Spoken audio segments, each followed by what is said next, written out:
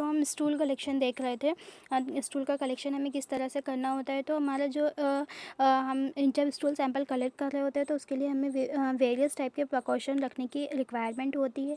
ठीक है, जो हमारा इन्फेंट होते हैं, इन्फेंट का अगर हम स्पेसिमेन कलेक्ट कर रहे हैं यानी कि स्टूल सैंपल कलेक्ट कर रहे हैं तो उसके लिए हम स्वैब की हेल्प से स्टूल सैंपल कलेक्ट करते हैं। स्वैब तो सभी को पता होगा। स्वैब मतलब एक प्लास्टिक की या लकड़ी की स्टिक होती है जिसके ऊपर हमारे क्वार्टन लगी हुई होती है। ठीक है, तो उसकी हेल्प से क्या करना होता है, हमें स्पेसिमेन को कलेक्ट करना होता है।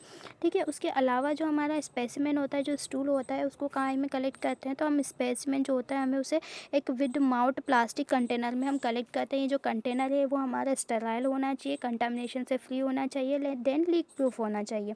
ठीक है, जो स्टूल हम लेते हैं उसमें यूरिन का कंटामिनेशन नहीं होना चाहिए, उसमें वाटर का कंटामिनेशन नहीं होना चाहिए, या और उसमें हमारे अदर जो भी फ्लूइड जो बॉडी से एक्सक्रीट आउट होते हैं उनका भी कंटामिनेशन इसके अंदर नहीं होना चाहिए।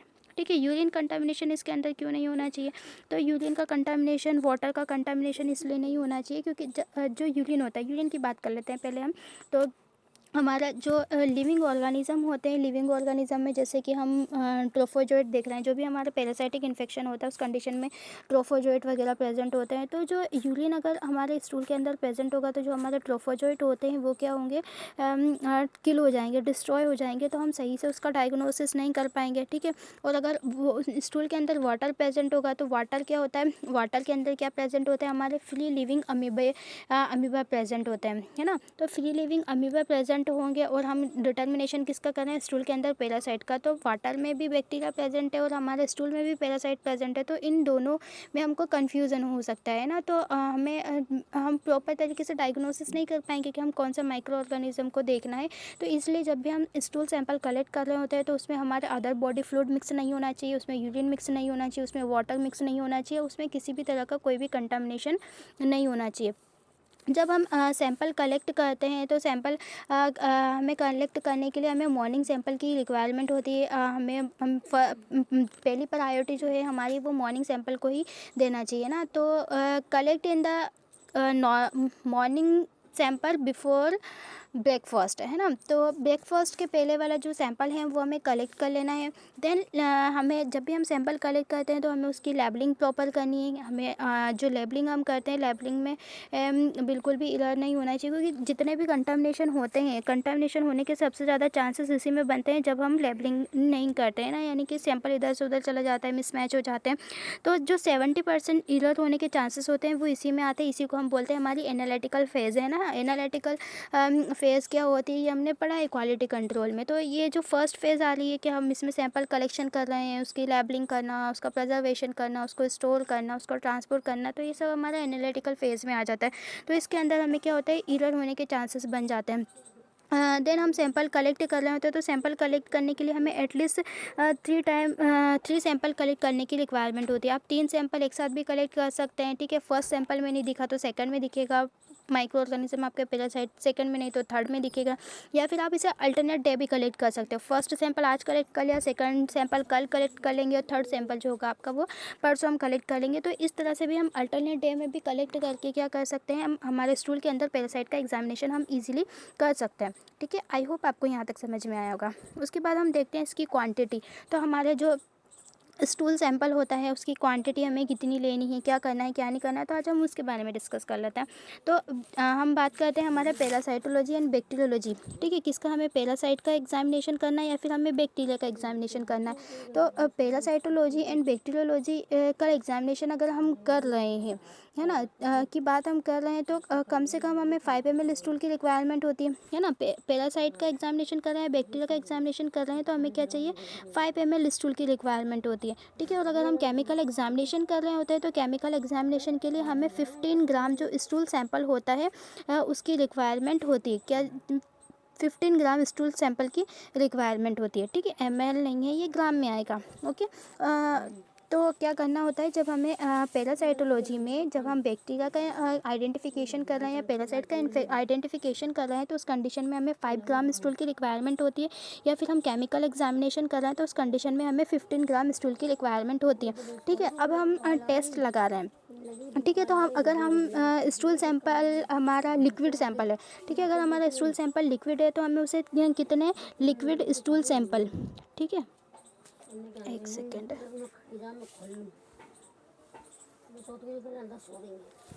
क्या है हमारा लिक्विड यूरिन सैंपल है, ठीक है, लिक्विड यूरिन सैंपल है तो आपको क्या करना है 30 मिनट से लेकर के 1 आवर्स में जो स्पेसिमेन है उसको क्या करना है, एग्जामिनेशन कर लेना है ना, यानी कि स्टूल पास आउट हो चुका है। स्टूल पास आउट होने के बाद 30 मिनट से लेकर 1 घंटे के अंदर आपको इसका एग्जामिनेशन कर लेना चाहिए, क्योंकि जो हमारा स्टूल होता है उसके अंदर हमारे अमीबिया और जियार्डिया प्रेजेंट होता है, ठीक है। तो ये क्या होता है, मोटाइल प्रोटोजोआ होते हैं। अमीबा और जियार्डिया कैसे होते हैं, मोटाइल प्रोटोजोआ होते हैं। जैसे ये बॉडी के बाहर आते हैं तो क्या होता है, वो जल्दी ख़त्म हो जाते हैं, जल्दी वो मर जाते हैं, उनकी डेथ हो जाती है।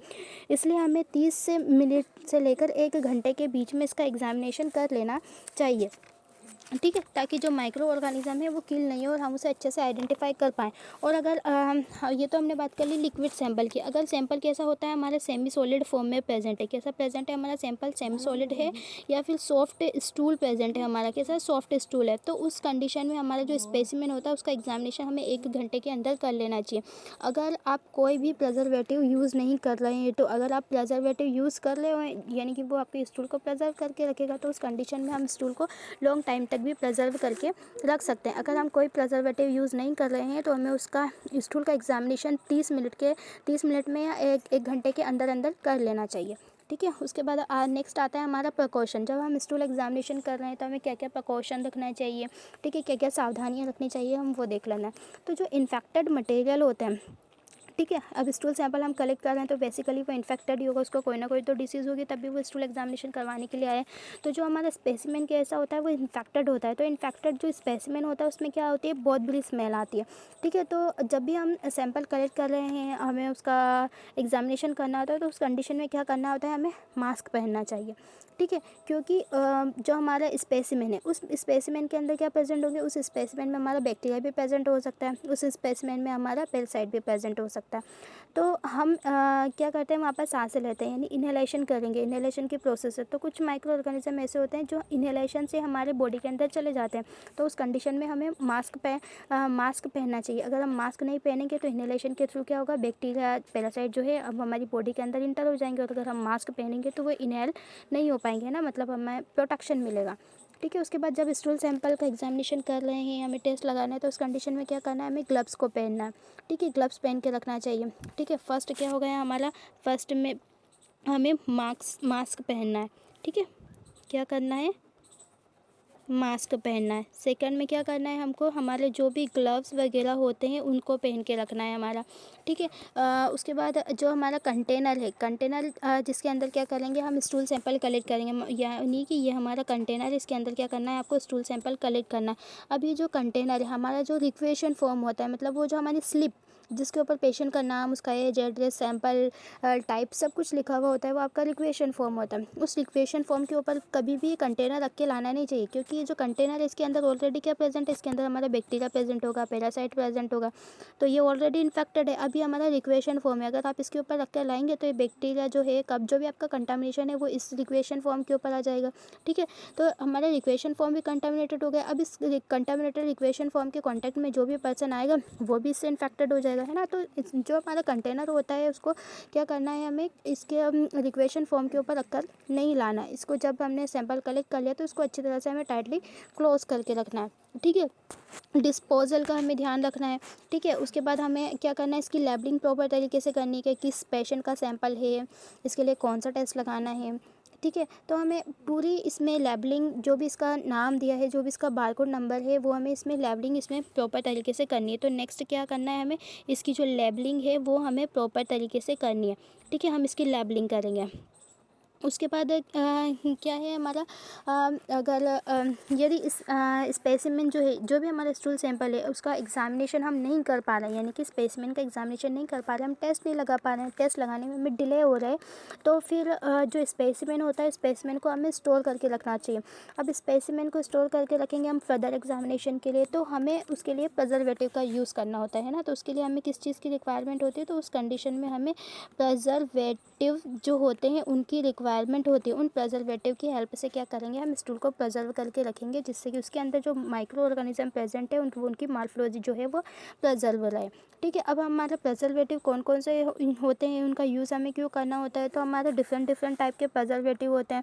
ठीक है, जो क्या करते हैं, हमारे जो भी बैक्टीरियाज हैं, लाइक हमारा पैरासाइटोलॉजी में हम देखते हैं स्टूल एग्जामिनेशन, तो हम पैरासाइट की बात कर लेते हैं। उसके अंदर पैरासाइट प्रेजेंट होता है। पैरासाइट 2 टाइप के होते हैं, एक प्रोटोजा एक हेलमिंथम प्रोटोजा पैरासाइट इसके अंदर प्रेजेंट है। तो जो पैरासाइट प्रेजेंट है वो क्या करेगा, इसकी मॉर्फोलॉजी को मेंटेन करेगा, उसको प्रिजर्व करके रखेगा। उसका जो फर्दर डेवलपमेंट हो रहा है हमारे हेलमिंथ एक लार्वा का, तो उसको भी डिटेक्ट करने के लिए हम इसमें उसका प्रिजर्व रखने के लिए हम इसमें प्रिजर्वेटिव यूज़ करते हैं। लाइक स्टूल सैंपल कलेक्ट करने के बाद हमें प्रोटोजोआ की मॉर्फोलॉजी को प्रिजर्व करना पड़ेगा, तभी तो हम एग्जामिनेशन कर पाएंगे। और अगर जो हेलमिंथ है एंड लार्वा है का आगे हमें फर्दर डेवलपमेंट नहीं और उसको भी रोकना पड़े, तो भी हमें एग्जैक्ट अमाउंट या सॉरी एग्जैक्ट काउंट कर पाएंगे कि कितने माइक्रो ऑर्गेनिज्म, कितने पैरासाइट जो हैं वो आपके स्टूल के अंदर प्रेजेंट है।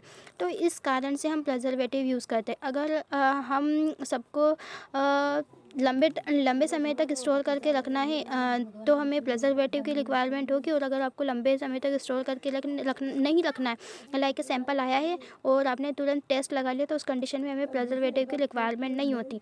ठीक है, अगर आपको स्टोर करके रखना है तो आपको प्रिजर्वेटिव की रिक्वायरमेंट लगेगी, अदरवाइज प्रिजर्वेटिव की कोई रिक्वायरमेंट नहीं होती। नेक्स्ट हम देख लेते हैं हमारे कौन कौन से प्रिजर्वेटिव जो होते हैं हमें इसमें यूज़ करना होता है। तो हमारे अलग अलग टाइप के प्रिजर्वेटिव्स प्रेजेंट होते हैं जिसका हमें यूज़ करना होता है ना। तो हमारे एक कैरी ब्लेयर मीडियम का यूज़ करते हैं हम, है ना। क्या होता है carry Blair medium? Carry Blair media ये क्या है, एक हमारा कल्चर मीडिया है। इस कल्चर मीडिया के थ्रू हम क्या करते हैं, कल्चर लगाते हैं। ठीक है, इसका प्रिजर्व करने के लिए भी हम यूज़ कर सकते हैं। उसके बाद हमारा नेक्स्ट आता है बफर ग्लिसरॉन स्लाइन। बफर ग्लिसरॉन स्लाइन ये भी जो होता है हमारा कल्चर सॉल्यूशन होता है। इसका यूज़ हम माइक्रो ऑर्गेनिज्म को कल्चर करने के लिए, प्रिजर्व करने के लिए करते हैं। देन नेक्स्ट आता है हमारा फॉर्मेलिन। जो फॉर्मेलिन होता है वो क्या होता है, एज अ प्रिजर्वेटिव होता है जो कि मॉर्फोलॉजी को प्रिजर्व रखने के लिए वर्क करता है।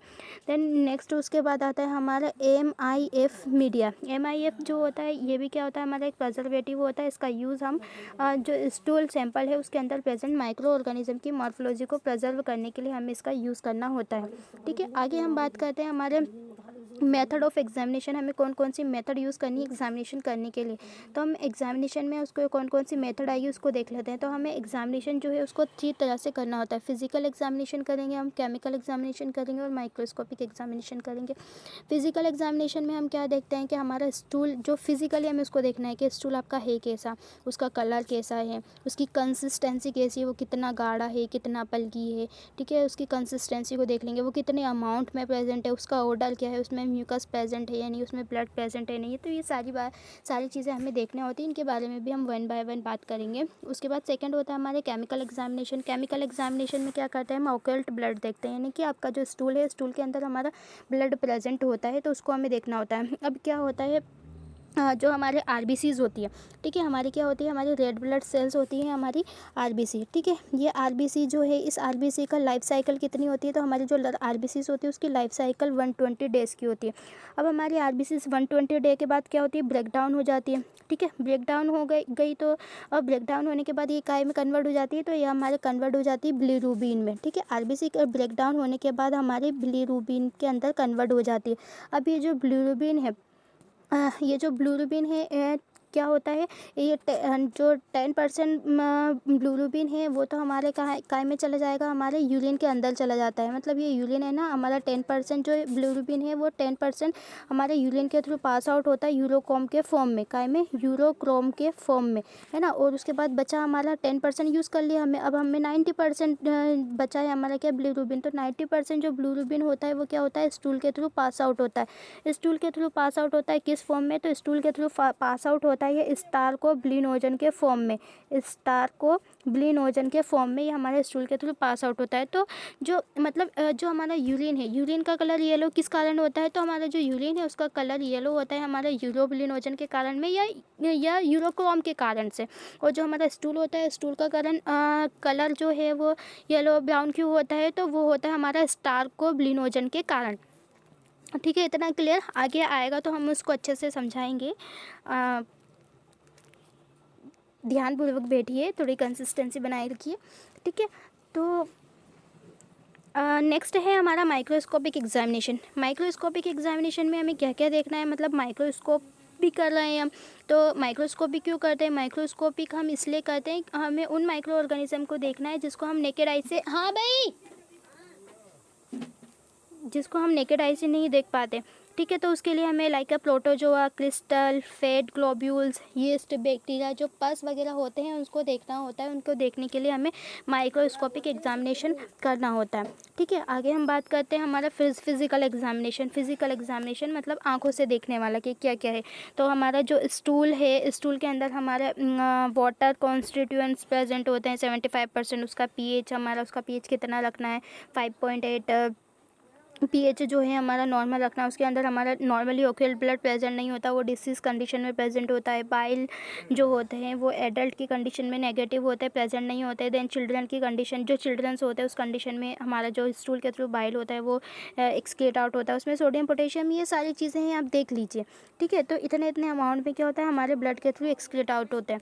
ठीक है, तो हमारे जो नॉर्मल कंडीशन होती है उस कंडीशन में क्या होता है, हमारा जो वाटर है, वाटर कितना प्रेजेंट होता है इसमें, 75% हमारे जो स्टूल है उसके अंदर वाटर प्रेजेंट होता है। मतलब जो नॉर्मल स्टूल होता है वो थोड़ा कैसा होता है, बल्क होता है ना। तो कितना पास आउट होता है, वो पर डे पास आउट होता है हमारे 100 से 200 ग्राम per day stool pass out होता है। ठीक है, वो स्टूल कैसा होता है, बल्कि होता है। इसका कलर जो है हमारा वो ब्राउन कलर का होता है। देन वाटर जो होता है इसके अंदर हमारा 75% प्रेजेंट होता है। देन इसका जो पीएच होता है वो हमारा 5.8 से 7.5 या 6 या 7.5 तक भी कैरी करता है। ठीक है, उसके बाद इसके अंदर आरबीसी सब्सटेंट होती है।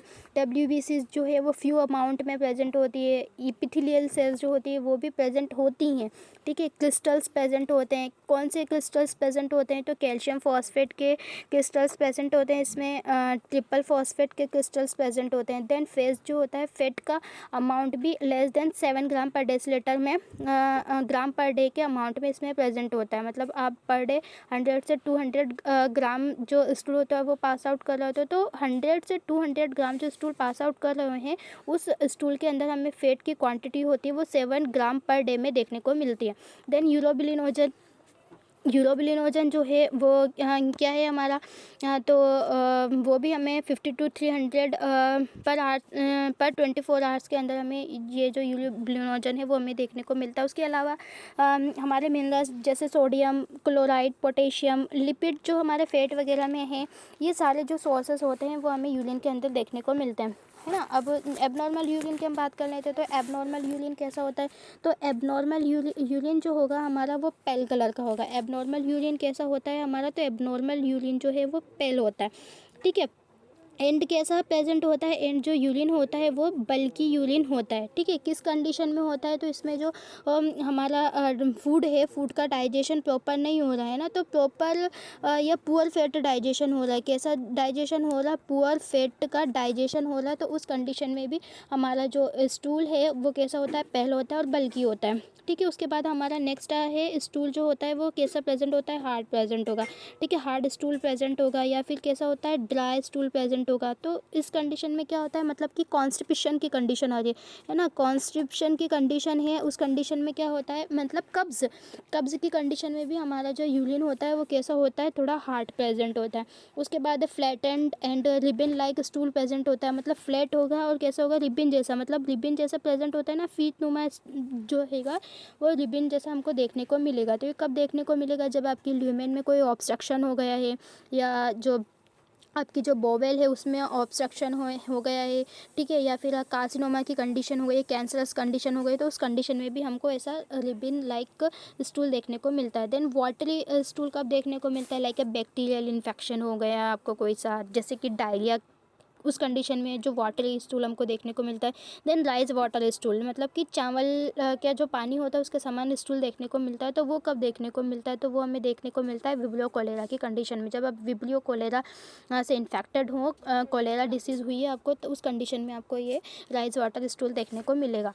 ठीक है, उसके बाद हम इसके कलर की बात कर लेते हैं, कौन कौन से इसके अंदर हमारे कलर्स प्रेजेंट होते हैं। तो नॉर्मल जो हमारा स्टूल होता है वो कैसा होता है, light to dark brown colour का होता है। Light to dark brown colour क्यों होता है, तो due to presence of bile pigment है ना। तो जो बाइल पिगमेंट होते हैं उसमें क्या होता है, 10% उसमें यूरिन प्रेजेंट होता है, और 90% में जो है हमारा बाइल पिगमेंट वो 90% स्टूल में प्रेजेंट होता है। तो यूरिन में जो प्रेजेंट है, जैसे मैंने अभी अभी बताया था कि यूरिन में जो प्रेजेंट होता है वो यूरोक्रोम या यूरोब्लिनोजन के फॉर्म में 10% यूरिन के थ्रू एक्सक्रीट आउट होता है, और 90% स्टार्कोब्लिनोजन के फॉर्म में स्टूल से पास आउट होता है। उसी के कारण हमारा जो स्टूल होता है उसका कलर डार्क ब्राउन या येलो कलर का हमें दिखाई देता है। ठीक है, तो जो हम वेरिएशन देखें इसमें, तो हमारे bright red cell blood cells इसके अंदर नहीं होती, हमारी WBC इसमें प्रेजेंट होती हैं। देन इसका जो कलर होता है वो येलो कलर का होता है, ग्रीन, ब्लैक, ब्लू, ये सारे इतने सारे वेरिएशन जो है हमको देखने को मिल सकते हैं।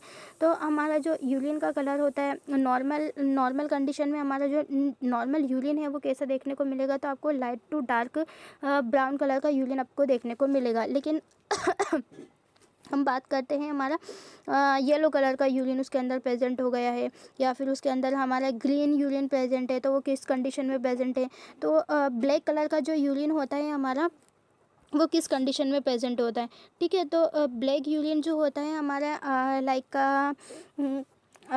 ब्लीडिंग हो रही है। ठीक है, हमारे क्या हो रहा है, अपर जो GIT ट्रैक्ट है उस ट्रैक्ट में हमारे ब्लीडिंग हो रही है, इंटेस्टाइन में ब्लीडिंग हो रही है, हमारा जो ऑक्सीडेशन है वो प्रॉपर नहीं हो रहा, हमारे रेड सेल का कलर जो होता है, मतलब रेड सेल जो होती है वो ब्रेक डाउन हो रही है। तो उस कंडीशन में क्या होता है, जो हमारा यूरिन जो हमारा स्टूल होता है उसका कलर रेड से ब्लैक कलर में चेंजेस हो जाता है।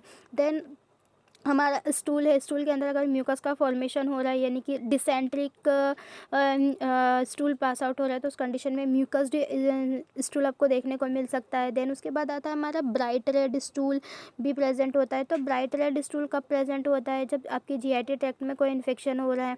ठीक है, और उसके बाद हमारे ग्रीन कलर का हमारा यूरिन प्रेजेंट होता है, तो मतलब कोई एबनॉर्मेलिटीज़ होती है उस कंडीशन में। हमारे जो यूरिन का कलर होता है वो हमारे खाने पर भी डिपेंड होता है, लाइक आप किस तरह का खा रहे हो। आप बहुत ज़्यादा वेजिटेबल्स खा रहे हो तो उसके अकॉर्डिंग उसका कलर होगा, आप कोई मीट वगैरह खा रहे हो तो उसके अकॉर्डिंग उसका कलर चेंज हो जाएगा। मतलब थोड़ा बहुत हमारे खाने पर भी डिपेंड होता है कि हमने खाना क्या खाया है, तो उसका कलर उस पर भी डिपेंड होता है।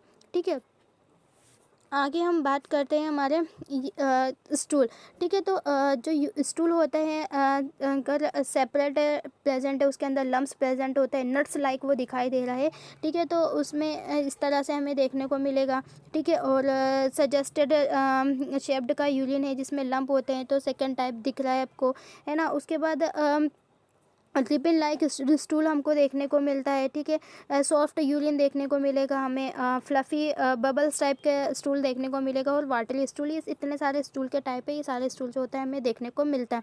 अब ये सारा कंडीशन हमें कब कब क्रिएट होती है, कब कब एबनॉर्मेलिटीज़ हमें देखने को मिलती है, लाइक आपके जो ब्लड है। ठीक है, ब्लड में बैक्टीरियाज प्रेजेंट होते हैं तो उस कारण से एबनॉर्मेलिटी होती है, लाइक हमारे GIT ट्रैक्ट में एबनॉर्मेलिटीज़। या फिर एबनॉर्मल कौन सी कंडीशन होती है, जैसे कि हमारे बेसिलरी डिसेंट्री हो गई। ठीक है, उसके बाद अल्सरेटिव कोलाइटिस हो गया, टाइफाइड की कंडीशन हो गई, एमीबॉइड टाइफाइड की कंडीशन हो गई, आपकी जो बोवेल है उसके अंदर ऑब्स्ट्रक्शन हो गया, कार्सिनोमाज हो गया, डायरिया हो गया। ठीक है, कोलोन में अल्सर हो गए हैं आपके, या फिर इंटेटाइटिस का इन्फेक्शन हो गया, TB का इन्फेक्शन हो गया है। तो उन सारी कंडीशन में भी आपका जो स्टूल होता है उसका कलर अब में कलर चेंज हो जाता है। ठीक है, उसके बाद हमारे ये यूरिन जो होते हैं स्टूल के अंदर हमारे पास पैरासाइट प्रेजेंट होते हैं, जैसे round worm, hook worm, tape worm, pin worm, whip worm, अलग अलग टाइप के जो है हमारे पैरासाइट वो प्रेजेंट होते हैं। ठीक है, तो उसका जो pH होता है वो हमें pH मेंटेन करके रखना होता है। हमारे स्टूल का pH हमें कितना रखना है, तो 6 से 7.5 तक हमें इसको मेंटेन करके रखना है। तो यूरिन का pH कब इंक्रीज़ और कब डिक्रीज़ हो जाएगा, लाइक आपको कोलाइटिस हुआ की कंडीशन हुई, एंटीबायोटिक का आपने ज़्यादा यूज़ कर लिया, एडिमा की कंडीशन हो रही, या आपकी जो एक्सेस प्रोटीन डाइट आप ले रहे हैं, तो उस कंडीशन में आपके जो स्टूल है उसका pH इंक्रीज़ हो जाएगा। और डिक्रीज़ कब होता है, कब pH डिक्रीज़ हो जाता है, तो कार्बोहाइड्रेट माल ऑब्जप्शन हुआ है, आपको फैट मेटाबॉलिज्म है, उसके बाद कोई से डेफिशिएंसी हो गई आपको, डिसएक्रिडेसिस डेफिशिएंसी हो गई, तो उस कंडीशन में भी जो हमारा स्टूल होता है उसका पीएच जो होता है वो डिक्रीज़ हो जाता है। फिर उसके बाद हम केमिकल एग्जामिनेशन करते हैं। तो केमिकल एग्जामिनेशन में क्या करना होता है, तो केमिकल एग्जामिनेशन के थ्रू हम उसमें देखते हैं हमारे स्टूल के अंदर ब्लड प्रेजेंट है या नहीं। तो मतलब हमारा जो स्टूल होता है, स्टूल में हमारे जैसे जीआईटी ट्रैक्ट है, जीआईटी ट्रैक्ट में ऑब्स्ट्रक्शन हुआ है वहाँ पर, तो क्या होता है हमारे जो आरबीसीज हो रही है वो ब्रेक डाउन हो रही है। जैसे आरबीसीज हमारे स्टूल में आएगी तो हमारे स्टूल का कलर रेड कलर का हो जाएगा। फिर आरबीसीज जैसे ही हमारे स्टूल में आने लगती है, फिर उसका कलर जो उसमें ऑब्स्ट्रक्शन आ गया तो रेड कलर से वो कलर चेंज हो जाता है, ब्लैक कलर का स्टूल हो जाता है। अब जब ब्लैक कलर का स्टूल हो जाएगा तो उस कंडीशन में क्या कर जाता है, हमारे स्टूल में आरबीसीज तो प्रेजेंट तो होती है लेकिन वो हमको दिखाई नहीं देती, मतलब वो हिडन हो जाती है ना। ऑकल्ट ब्लड मतलब कि छिपा हुआ ब्लड, ब्लड होता तो है लेकिन हमको दिखाई नहीं देता। तो उसके लिए हम एक टेस्ट लगाते हैं जिसे हम बोलते हैं बेंजाडिन टेस्ट। अब ये बेंजाडिन टेस्ट हम क्यों लगाते हैं, इसमें करना क्या होता है, तो जो ऑकल्ट ब्लड होता है, ऑकल्ट ब्लड मतलब हमारी जो जीआईटी ट्रैक्ट है, दोबारा से बता दे रही हूँ, जीआईटी ट्रैक्ट में ब्लडिंग हो रही है और वहाँ से ब्लड का क्या हो रहा है, ऑक्सीडेशन हो रहा है और कलर चेंज हो जाता है। और जो कलर चेंज है वो ब्लैक कलर का हो जाता है, उसमें हमारे आरबीसीज प्रेजेंट होती है लेकिन जो आरबीसीज है वो हमको दिखाई नहीं देती। तो हमें उसका कलर, उसका पता लगाना है, तो उसके लिए हम टेस्ट करेंगे हमारा बेंजाडिन टेस्ट। मोस्ट इंपॉर्टेंट है एंड कॉम्पिटिटिव एग्जाम में भी पूछा जाता है और आपके मेन एग्ज़ाम में तो पूछा ही जाता है। ठीक है, तो इसके लिए हमारे रिक्वायरमेंट होती हैं डिफरेंट टाइप की। रिक्वायरमेंट तो सभी को पता होगी, ग्लास लाइट चाहिए हमें, एप्लीकेटर स्टिक चाहिए हमें, रिएजेंट चाहिए, ये सारी चीज़ें और हमारा स्पेसिमेन। ठीक है, अब हम इसके प्रिंसिपल की बात कर लेते हैं। ठीक है, प्रिंसिपल लिखा हुआ ही है, मैं नॉर्मल लैंग्वेज में समझा देती हूँ। ठीक है, क्या करना होता है, जो स्टूल सैंपल है, स्टूल सैंपल में अगर आरबीसीज प्रेजेंट होती है यानी कि आपका ब्लड प्रेजेंट है, आरबीसीज के अंदर क्या प्रेजेंट होता है, हमारा हीमोग्लोबिन प्रेजेंट होता है। ठीक है, तो एचबी के अंदर जो है हमारा हीम प्रोडक्ट प्रेजेंट होता है, यानी हीमोग्लोबिन के अंदर हमारे हीम प्रोडक्ट प्रेजेंट होते हैं। अब हीमोग्लोबिन के अंदर जो होता है पेरोक्सीडेज एक्टिविटीज़ होती है, हीमोग्लोबिन के अंदर पेरोक्सीडेज एक्टिविटीज़ होती है और उस पेरोक्सीडेज एक्टिविटी के कारण जो हम H2O2 का यूज़ कर रहे हैं। ठीक है, हमारा जो रिएजेंट है हाइड्रोजन पर ऑक्साइड, ठीक है, यहाँ पर लिखा हुआ है। ठीक है, कि ये हमें क्या यूज़ करना है, हाइड्रोजन पर ऑक्साइड यानी H2O2 का यूज़ करना है। ठीक है, तो वो क्या करेगा, एक्ट करेगा, एक्ट करने के बाद क्या हो जाएगा, वो अलग अलग हो जाएगा, मतलब उसमें क्या होगा, ऑक्सीजन अलग हो जाएगा और आपका हाइड्रोजन अलग हो जाएगा, है ना। ये उसको क्या कर देगा, ऑक्सीडाइज करेगा। ठीक है, तो ऑक्सीडाइज करेगा तो हमारा जो बेंजाडिन पाउडर, जो हम बेंजाडिन पाउडर ले रहे हैं ना, बेंजाडिन टेस्ट कर रहे हैं हमें ना ऑकल्ट ब्लड देखने के लिए, तो हमें इसमें बेंजाडिन पाउडर लेना है। तो जब हम बेंजाडिन पाउडर लेंगे तो उसमें ऑक्सीडेशन होगा, ऑक्सीडेशन होने के बाद इसका क्या होगा, कलर चेंज हो जाएगा। तो कलर चेंज कैसे होगा, तो हमारा जो कलर होता है वो कैसा होता है, ग्रीन कलर का होता है और वो चेंज किस कलर में हो जाएगा, ब्लू कलर में हो जाएगा। यानी कि जब हम पेरोक्सीडेज रिएक्शन देख रहे हैं, हम पेरोक्सीडेज टेस्ट कर रहे हैं, तो हमारा जो हीमोग्लोबिन होता है, हीमोग्लोबिन मतलब हमारा ब्लड है ना, हमारी आरबीसीज, आरबीसीज के अंदर क्या प्रेजेंट होता है, ये हमारी आरबीसीज है। ठीक है, इस आरबीसीज के अंदर क्या प्रेजेंट है, हमारा हीमोग्लोबिन। अब ये जो हीमोग्लोबिन होता है, इस हीमोग्लोबिन के अंदर क्या प्रेजेंट होता है, इस हीमोग्लोबिन के अंदर प्रेजेंट होते हैं हमारे हीम प्रोडक्ट। ठीक है, इसके अंदर क्या प्रेजेंट है, हीम प्रोडक्ट प्रेजेंट होता है। अब ये जो हीम प्रोडक्ट होते हैं वो क्या करते हैं, तो ये हीम प्रोडक्ट जो होते हैं वो पेरोक्सीडेज एक्टिविटीज़ करते हैं। क्या करते हैं, पेरोक्सीडेज एक्टिविटीज़ इसमें हमको देखने को मिलती है। ठीक है, अब ये जो पेरोक्सीडेज एक्टिविटीज़ होती है, इस एक्टिविटीज़ के कारण इसमें क्या होता है, हमारे हाइड्रोजन पेरोक्साइड, ठीक है, हाइड्रोजन पेरोक्साइड जो है वो एक्ट करेगा तो क्या होगा, हाइड्रोजन अलग हो जाएगा और ऑक्सीजन अलग हो जाएगा, मतलब H2 अलग हो जाएगा और O2 अलग हो जाएगा। ठीक है, दोनों ही हमारे अलग अलग हो जाएंगे, हाइड्रोजन के मॉलिक्यूल अलग हो जाएंगे और ऑक्सीजन के मॉलिक्यूल अलग हो जाएंगे। अब ये दोनों अलग हो गए किसके द्वारा, इसमें क्या हुआ, ऑक्सीडेशन हुआ है, ऑक्सीडेशन हुआ है तो इसमें क्या होगा, इसका कलर चेंज हो जाएगा। कलर चेंज होगा कैसे, ग्रीन कलर था और वो ब्लू कलर में कन्वर्ट हो गया। ठीक है, अब हम इसका ऑब्जर्वेशन करेंगे। ठीक है, तो इसके लिए हमें हमारी जो मेथड है कि benzidine plus glacial acetic acid, hydrogen peroxide, stool और कलर चेंज हो गया, मतलब बेंजाडिन रिएजेंट लिया, उसमें आपने ग्लेशियल एसिटिक एसिड और हाइड्रोजन पेरोक्साइड को ऐड किया, स्टूल को मिक्स किया, उसमें कलर चेंज हो गया, उसको आपको क्या करना है, ऑब्जर्व कर लेना है। ठीक है, उसके बाद हमारे इसका जो टेस्ट लगाते हैं हम इसे GFOBT टेस्ट भी हम इसे कहते हैं। ठीक है, आगे हम बात कर लेते हैं हमारा ऑक्यूल्ट ब्लड। ऑक्यूल्ट ब्लड किसका कब कब देखने को मिल सकता है, यानी कि आपके अल्सर हो रहे हैं, ठीक है, अल्सरेटिव कोलाइटिस, डायरिया, एडिमा की कंडीशन में हमारे जो है स्टूल के अंदर ब्लड जो होता है वो प्रेजेंट हो जाता है। ठीक है, तो अब हम यहाँ तक आई होप आपको समझ में आ गया होगा, है ना। हमने इसका सारा प्रोसीजर भी बता दिया कि किस तरह से हमें इसका टेस्ट करना होता है। एक बार दोबारा से बता देती हूँ, यहीं पर बता देती हूँ, ठीक है। क्या करना है, हम इसका प्रोसीजर कर रहे हैं। प्रोसीजर करने के लिए हमें किस चीज़ों की रिक्वायरमेंट होती है, तो हमें प्रोसीजर जब हम कर रहे हैं इसके लिए, तो हमें किन किन चीज़ों की रिक्वायरमेंट है। इसमें बेंजोडिन चाहिए हमको, ठीक है, यहीं मैं बता देती हूँ,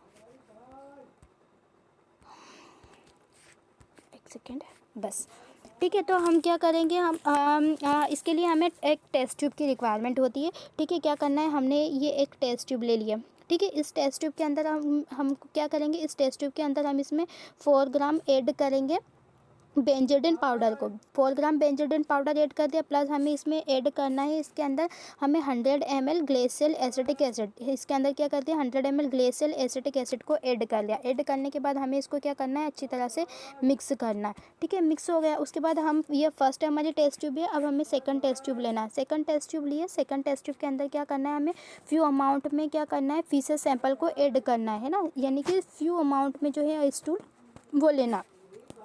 फिर लेने के बाद हम इसमें क्या करेंगे, इसके अंदर हम 5 ml डिस्टिल वाटर ऐड करेंगे। डिस्टिल वाटर ऐड कर दिया, उसके बाद हमें थर्ड टेस्ट ट्यूब एक और चाहिए। इसमें जो फर्स्ट टेस्ट ट्यूब है इसमें से 1 ml सैंपल इस टेस्ट ट्यूब में कलेक्ट करना है। सेकंड टेस्ट ट्यूब है, इसमें से 1 ml सैंपल हमें इस टेस्ट ट्यूब में कलेक्ट करना है। 1 ml सैंपल हमने दोनों टेस्ट ट्यूब में कलेक्ट कर लिया। कलेक्ट करने के बाद हमको क्या करना है, तो हम इसमें जो कुछ ड्रॉप H2O2 यानी कि जो हम हाइड्रोजन पेरोक्साइड यूज़ कर रहे हैं, उस हाइड्रोजन पेरोक्साइड की हमें कुछ ड्रॉप इसके अंदर ऐड करना है। हम ऐड करेंगे, ऐड करने के बाद हम इसको मिक्स करेंगे। मिक्स करने के बाद क्या कर देखेंगे हम, इसके अंदर जो है हमारा कलर चेंज हो जाएगा, ग्रीन कलर से ब्लू कलर में कन्वर्ट हो जाएगा। ग्रीन कलर से ब्लू कलर में कन्वर्ट हो गया, इसका मतलब जो है हमारा जो टेस्ट था वो पॉजिटिव है, ठीक है। उसके बाद नेक्स्ट आता है हमारा माइक्रोस्कोपिक एग्जामिनेशन। माइक्रोस्कोपिक एग्जामिनेशन हम क्यों करते हैं, लाइक आपका जो स्टूल है उसके अंदर किसी पैरासाइट का इन्फेक्शन है ना, मतलब ट्रोफोजोआ हो सकते हैं, प्रोटोजोआ हो सकते हैं, ट्रोफोजोइड हो सकते हैं, इन सभी का एग्जामिनेशन करना है, तो उसके लिए हमें माइक्रोस्कोप की रिक्वायरमेंट होती है, ठीक है। तो उस कंडीशन में हमारा ट्रोफोजोइड में आपका लिक्विड या सॉफ्ट मटेरियल हो सकता है, मतलब स्टूल, सिस्ट भी प्रेजेंट हो सकती हैं, हेलमेन का डिटर्मिनेशन कर सकते हैं। तो हमें इन सारी चीज़ों की रिक्वायरमेंट होती है, मतलब माइक्रोस्कोपिक एग्जामिनेशन हम उन चीज़ का करते हैं जिसको हम नेकेड आई से नहीं देख पाते, ठीक है। तो अब नॉर्मल रिक्वायरमेंट है, microscope, cover slip, glass slide, ये सारी नॉर्मल चीज़ें हैं, नॉर्मल रिक्वायरमेंट है। इन चीज़ों की ज़रूरत हमें सब जगह लगती है, आप सभी को अच्छी तरह से ये याद होगा, ठीक है। अब हम क्या करते हैं, माइक्रोस्कोप में इसका एग्जामिनेशन करते हैं। तो माइक्रोस्कोप में जब हम इसका एग्जामिनेशन करेंगे, क्या कर रहे हैं हम, माइक्रोस्कोपिक एग्जामिनेशन कर रहे हैं। तो माइक्रोस्कोपिक एग्जामिनेशन में हमें किन किन चीज़ों की रिक्वायरमेंट लगती है, तो जब माइक्रोस्कोपिक एग्जामिनेशन करते हैं हम, तो वो 2 मेथड के द्वारा करते हैं। कौन सी 2 मेथड होती है हमारी, फर्स्ट मेथड होती है वो होती है वेट माउंट टेक्निक। कौन सी टेक्निक, वेट माउंट टेक्निक। और जो सेकंड मेथड होती है उसमें क्या करते हैं हम, कॉन्सेंट्रेशन मेथड करते हैं।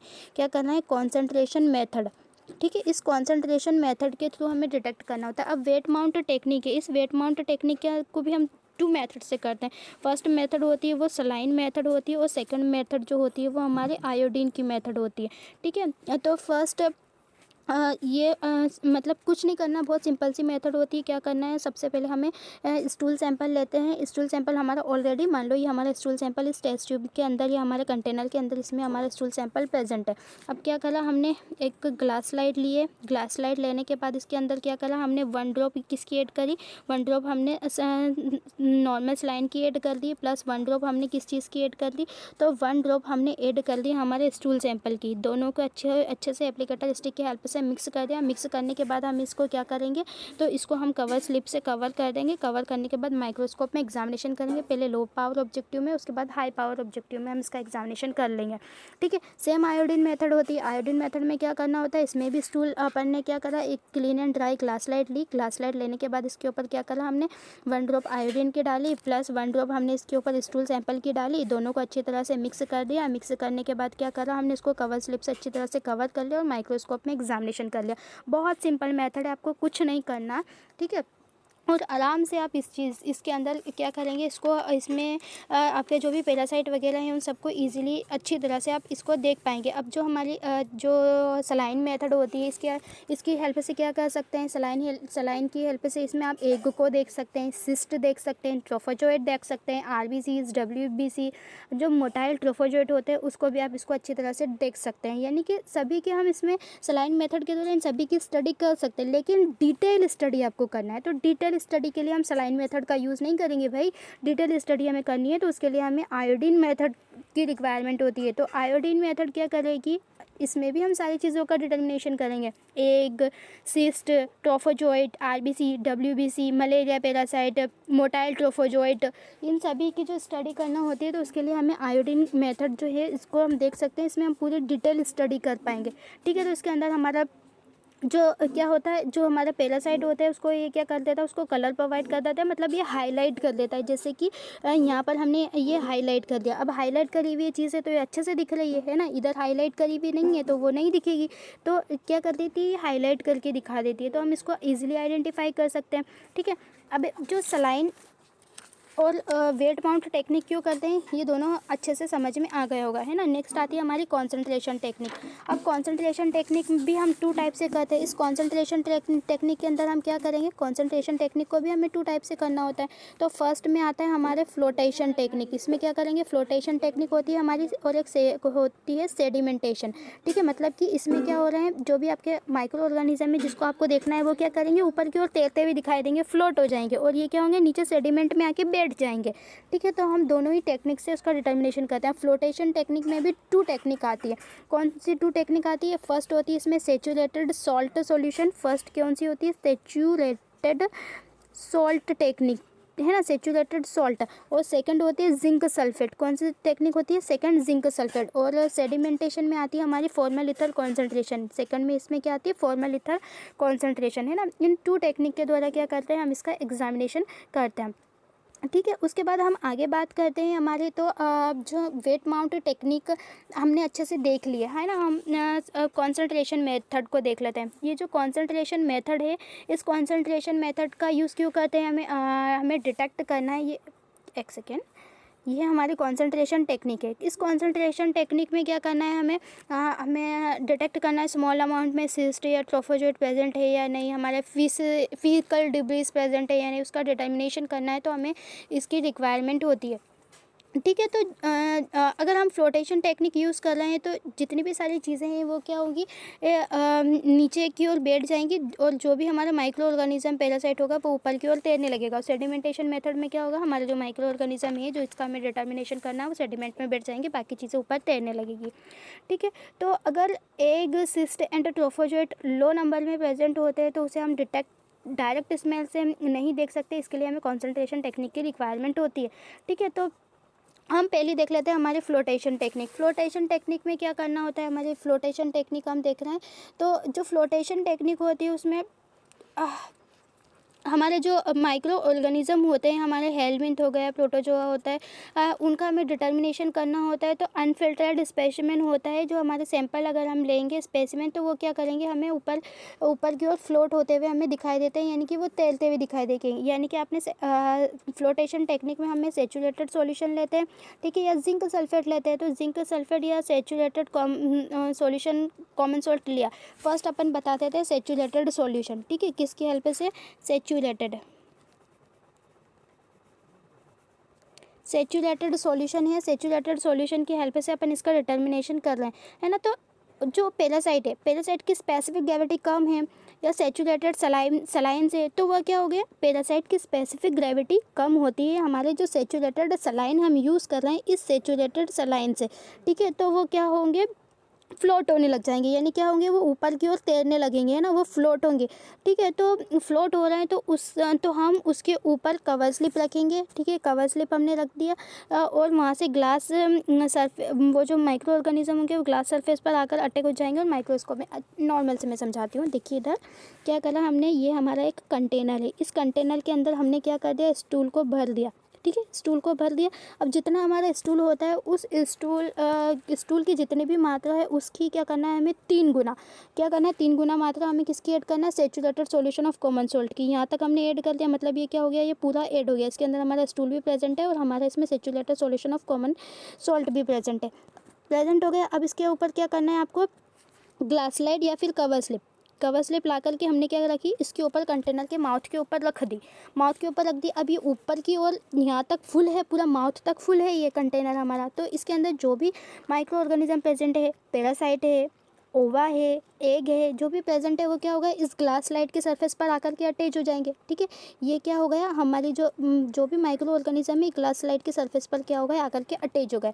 अब आकर के अटैच हो गए, इसके ऊपर अब हम क्या करेंगे, तो जो सरफेस के ऊपर आकर अटैच हो गए उसको हम क्या करेंगे, कवर स्लिप से कवर कर देंगे। कवर करने के बाद हम क्या करेंगे, इसका ऑब्जर्वेशन करेंगे। ठीक है, ऑब्जर्वेशन करेंगे कहाँ पर, माइक्रोस्कोप में इसका ऑब्जर्वेशन करेंगे। तो जो भी होगा वो हमको ईजिली देखने को मिल जाएगा। फ्लोटेशन टेक्निक बहुत ईजी है ना। Saturated solution of common salt डाला, जिंक सल्फेट सॉल्यूशन डाला, एक को ऐड करा, कवर स्लिप को रखा, उसका वेट करा, वो चिपक जाएंगे, आकर स्लाइड को केयरफुली उठाया, उठाने के बाद माइक्रोस्कोप में इसका एग्जामिनेशन कर लेंगे। सिंपल, बाकी कुछ नहीं करना है ना, बाकी कोई ज़्यादा मतलब डिफ़िकल्ट मेथड नहीं है, बहुत इजी मेथड है। फिर उसके बाद हमारी नेक्स्ट मेथड आती है हमारी ये सारी स्लाइड वगैरह की मेथड जो है वो मैं आपको पूरी समझा ही चुकी हूँ। ठीक है, तो नेक्स्ट हमारे जिंक सल्फर सेंट्रीफ्यूजेशन फ्लोटेशन है। Zinc sulphur centrifuge flotation method में आपको क्या करना है, तो जो zinc sulphur centrifuge flotation method होती है ये भी हमारी ऐसी होती है कि इसके अंदर हम क्या करेंगे, हम स्टूल सैंपल लेते हैं, 1 ग्राम स्टूल सैंपल लेंगे। 1 ग्राम स्टूल सैंपल लेने के बाद इसमें 10 ml ल्यूकवार्म वाटर हम ऐड करेंगे। 1 ग्राम क्या करना है हमको, स्टूल सैंपल लेना है। अच्छा, यहाँ तक का समझ में आया होगा, है ना। जो zinc sulphur centrifuge flotation method है वो हम इसको अगली क्लास में कवर करेंगे, है ना, तो आपको अच्छे से समझ में भी आ जाएगा। एक सेकेंड ज़रा मैं देखती हूँ। अच्छा, तो ये स्लाइड मेथड वगैरह हमने सब समझा दी। माइक्रोस्कोप में हम जब देखेंगे, एग्जामिनेशन करेंगे तो ओवम किस तरह से दिखाई दे रहा है। ठीक है, हमारा ओवम है, इधर पैरासाइट दिखाई दे रहा है, तो ये हुक वॉर्म है। ठीक है, एनसाइक्लोस्टोमा डुडेनम। माइक्रोस्कोप में एग्जामिनेशन करेंगे तो कुछ इस तरह से दिखाई देगा। राउंड वॉर्म में हमारे एस्केरिस लम्ब्रिकॉइड होती है, वो इस तरह से दिखाई देगी, उसका एग इस तरह से दिखाई देता है। ठीक है, टैप वॉर्म हम देखते हैं जिसके एंड जो कैसे होता है, टैपरिंग होते हैं, उसके जो एग होते हैं उसका डिटर्मिनेशन हम करेंगे। विप वॉर्म मतलब विप लाइक प्रोजेक्शन प्रेजेंट होंगे, उसका एक जैसे ट्राइक्यूरिया। ठीक है, पिन वर्म हमारे एंटामीबा है, प्लेजेंट है, इन सभी का हम डिटर्मिनेशन क्या करते हैं, माइक्रोस्कोप है। जियार्डिया लैम्ब्लिया है। ठीक है, कैसा होता है, बैडमिंटन रैकेट शेप्ड का प्रेजेंट होता है। तो इन सभी का एग्जामिनेशन हम किस में करेंगे, माइक्रोस्कोप में करेंगे। ठीक है, इसके लिए हमारे डिफरेंट कल्चर मीडिया ये अपन पहले ही बता चुके हैं ना, प्रिजर्वेटिव में कल्चर मीडिया हमें जो भी यूज़ करना है। ठीक है, अब इसकी जो मोटिलिटीज़ होती है पैरासाइट की मोटिलिटी को डिटेक्ट करने के लिए भी हम हैंगिंग ड्रॉप मेथड का यूज़ करते हैं। तो हैंगिंग ड्रॉप मेथड हमें जो है वो आगे यूज़ करेंगे। ठीक है, तो मैं zinc sulphur centrifuge flotation method भी अभी बता ही देती हूँ। Zinc sulphur centrifuge flotation method में हमको क्या करना है, ठीक है, कौन सी मेथड है, जिंक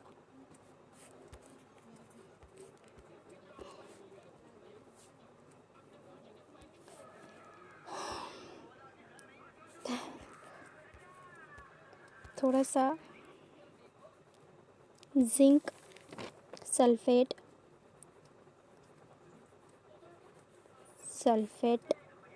सेंट्रीफ्यूज फ्लोटेशन टेक्निक। ठीक है, इसमें हमारे glass slide, cover slip, microscope, centrifuge और स्पेसिमेन की रिक्वायरमेंट होती है। अब हम इसका जो है प्रोसीजर वो आपको समझा देते हैं। क्या करना है प्रोसीजर में, सबसे पहले हम क्या करेंगे, एक टेस्ट ट्यूब लिया है। ठीक है, हमने ये क्या करा, एक टेस्ट ट्यूब ले लिया। ठीक है, इस टेस्ट ट्यूब के अंदर क्या करेंगे, हम इस टेस्ट ट्यूब के अंदर हम 1 ग्राम स्टूल ऐड करेंगे। क्या करेंगे, 1 ग्राम हमने स्टूल सैंपल जो है उसको ऐड कर दिया। ठीक है, 1 ग्राम स्टूल सैंपल टेस्ट ट्यूब के अंदर ऐड कर दिया।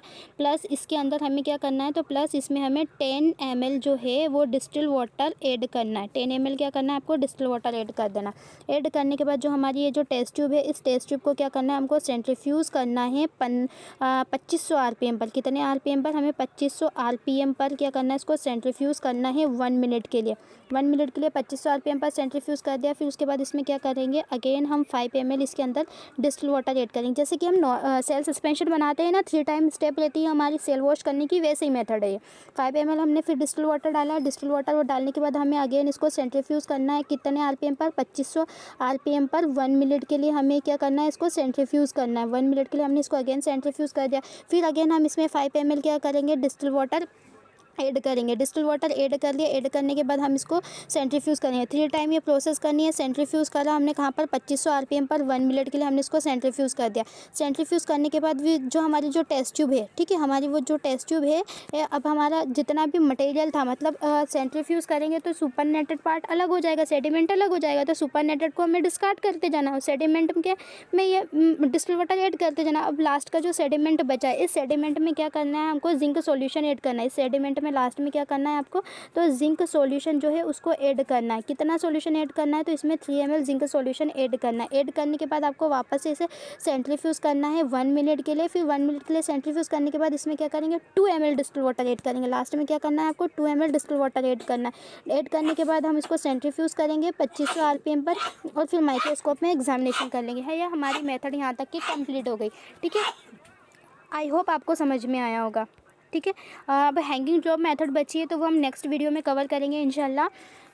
तब तक के लिए आप अच्छे से पढ़ाई कीजिए। अगर आपको कुछ समझ में नहीं आया तो प्लीज़ आप हमें कमेंट करके बताइएगा, हम और अच्छे से एक्सप्लेन करने की कोशिश करेंगे। वैसे ज़्यादा मतलब थोड़ा सा ऐसा हो गया है, लेकिन आपको समझ में आ जाएगा। ठीक है, चलिए, थैंक यू।